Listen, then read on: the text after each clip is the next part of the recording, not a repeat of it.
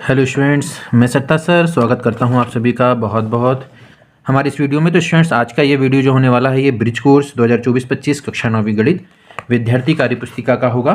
तो स्टूडेंट्स, आज के इस वीडियो में हम इसके कार्यपत्रक जो है वो गुणा का कार्यपत्रक सॉल्व कर रहे हैं।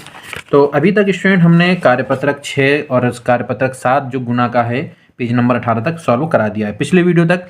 यदि आप हमारे चैनल को पहली बार देख रहे हैं तो पिछले वीडियो के माध्यम से इसके पहले के सारे क्वेश्चंस आपको मिल जाएंगे, सारे कार्यपत्रक का सॉल्यूशन मिल जाएगा।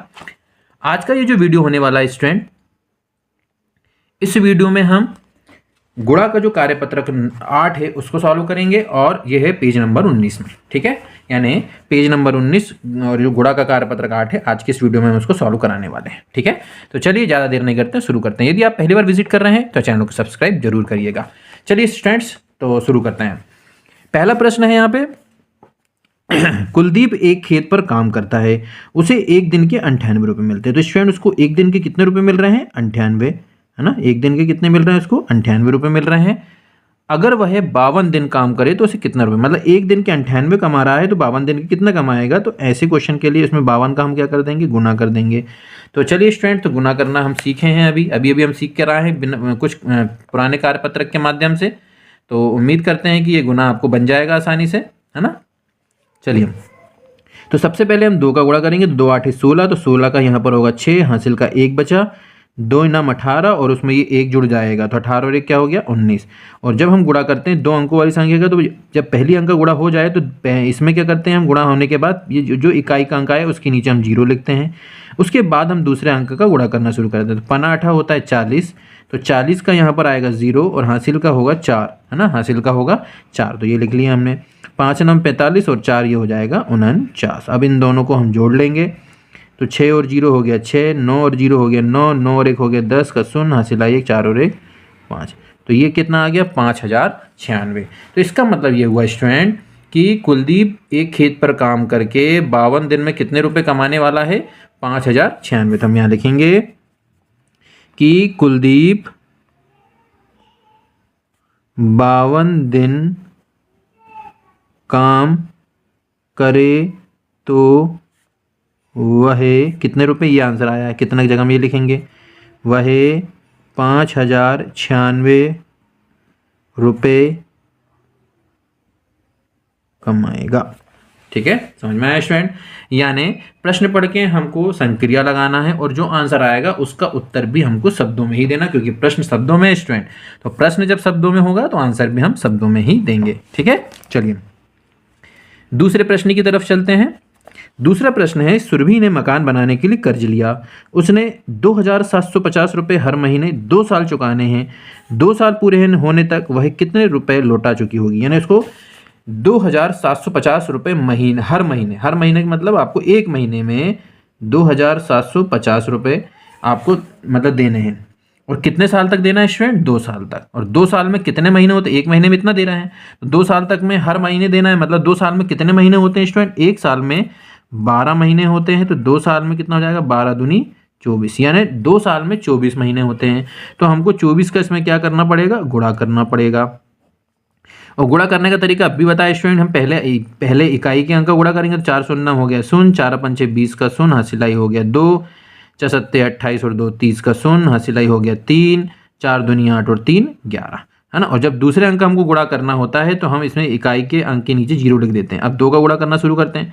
2 शून्य शून्य हो गया, 2 पंचे 10 का शून्य, हासिलाई 1, 2 सत्ते 14 और 1 हो गया 15, 15 का 5, हासिलाई 1, 2 दूनी 4 और 1 5। और अब इनको जोड़ लेंगे। 0 का 0 आ गया, 0 का 0 आ गया, 0 का 0 आ गया, 5 और 1 6, 5 और 1 6। इसका मतलब ये हुआ कि 2 साल पूरे होने पर वह कितने रुपए लौटा चुकी होगी? 66,000 रुपये लौटा चुकी होगी। तो हम यहाँ लिखेंगे, अतः 2 साल पूरे होने तक वह मतलब है सुरभि, है ना, तक सुरभि 66,000 रुपये लौटा चुकी होगी।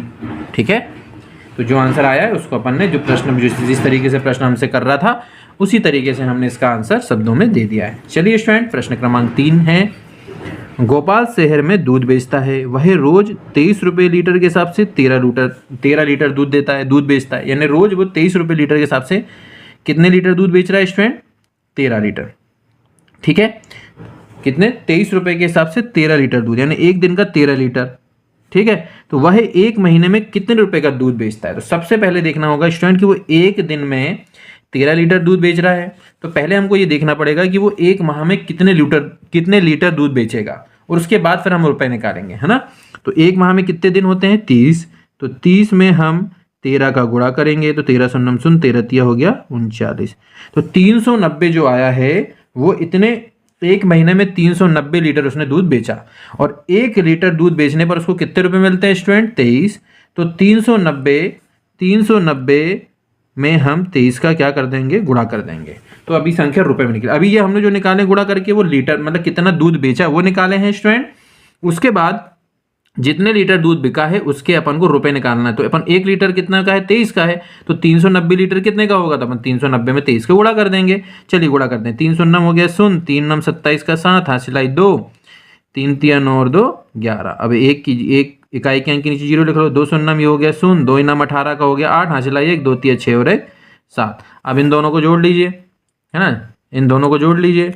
तो ये हो गया 0 7 0 7 हो गया, 8 और 1 हो गया 9, 7 और 1 हो गया 8, यानी 8000 कितना आ गया? 970। तो इसका मतलब ये हुआ कि एक महीने में, है ना, अतः एक महीने में वह कितने? तो ये हो जाएगा 8970 रुपये का दूध बेचता है। हो गया सॉल्व। ठीक है, समझ में आया? चलिए तो अब आगे बढ़ते हैं अपन। अब आता है प्रश्न क्रमांक 4। एक दुकानदार 1 लीटर छाछ 11 रुपए में बेचता है, एक महीने में वह 200 लीटर छाछ बेचता है, तो बताइए कि वह महीने में कितने रुपए का छाछ बेचता है? तो 210 रुपये मतलब 210 लीटर छाछ वो एक महीने में बेच रहा है स्टूडेंट। तो एक महीने में 210 लीटर छाछ यदि वो बेच रहा है तो एक लीटर की कीमत कितनी है? 11। तो 210 में हम 11 का क्या कर देंगे? गुणा कर देंगे।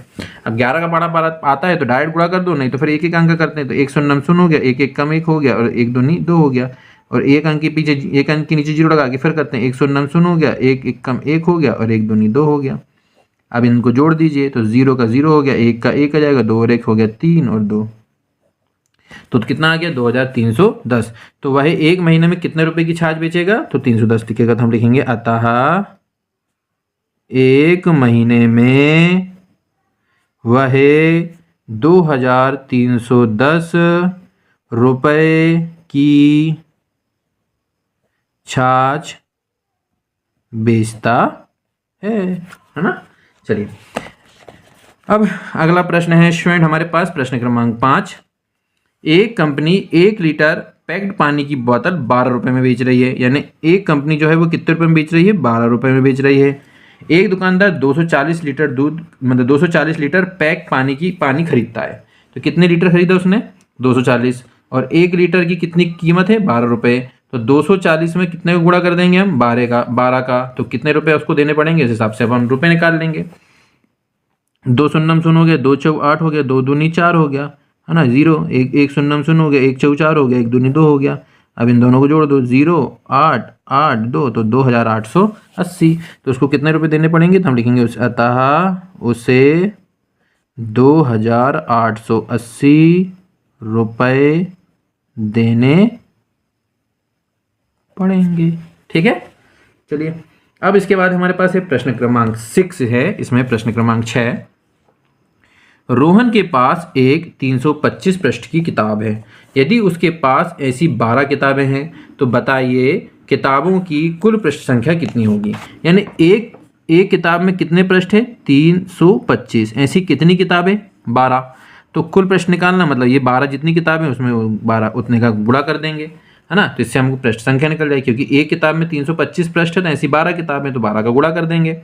तो 2 पंचे 10 का शून्य, हासिल 1, 2 दूनी 4 और 1 हो गया 5, 2 तिया हो गया 6, फिर 1 पंचे हो गया 5, 1 दूनी हो गया 2, 1 तिया हो गया 3। उन दोनों को जोड़ देंगे, 0 5 और 5 10 का शून्य, हासिल 1, 6 2 8 और 1 हो गया 9, 3 का 3, तो यह आ गया 900। तो हम बोलेंगे कि कितने, तो किताबों में, अतः किताबों में या किताबों की कुल पृष्ठ संख्या 3900 होगी। जैसा ये प्रश्न बोल रहा है उसके अकॉर्डिंग अपन को आंसर देना है।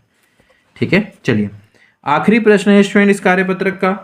एक दुकानदार के पास फ्रूटी के 18 बॉक्स हैं। कितने बॉक्स हैं? 18 बॉक्स हैं।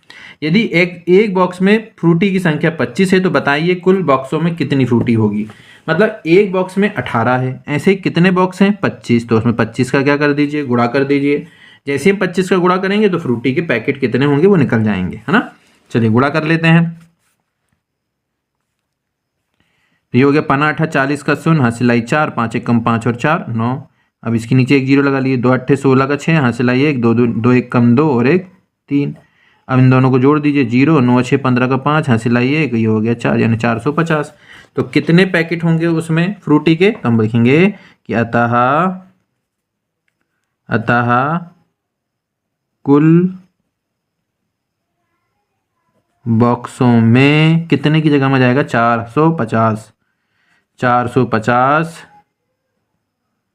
फ्रूटी के पैकेट होंगे। ठीक है, तो जिस तरीके से प्रश्न हमको शब्दों में करा है स्टूडेंट, उसी तरीके से हम आंसर शब्दों में देंगे ना, संक्रिया लगाने के बाद, है ना। तो सवाल को समझकर स्टूडेंट उसमें क्या करना है हमको, है ना, जोड़ना है कि घटाना है कि गुना करना है ना। तो ये सारी चीज़ें हमको सवाल पढ़ने के बाद समझ में आना चाहिए, है ना। और समझ में आया तो उसी हिसाब से हमने संक्रिया लगाया और फिर जो आंसर आएगा, क्योंकि सवाल शब्दों में है इसलिए आंसर भी हम फिर शब्दों में आखिरी में इस तरीके से लिखेंगे। ठीक है, तो चलिए स्टूडेंट्स, आशा करते हैं कि आज के इस वीडियो के माध्यम से गुणा का जो कार्यपत्रक 8 है, शब्द वाले जो सवाल हैं वो बहुत अच्छे से आपको समझ में आ गए होंगे और इस वीडियो के माध्यम से अब आप इस तरीके के सवाल हल कर लेंगे। यदि आपको वीडियो अच्छा लगा हो स्टूडेंट तो वीडियो को लाइक जरूर करें, चैनल को सब्सक्राइब करें और दोस्तों के साथ शेयर करिए। चलिए स्टूडेंट, फिर मिलेंगे इसके अगले कार्यपत्रक के साथ, तब तक के लिए धन्यवाद। जय हिंद।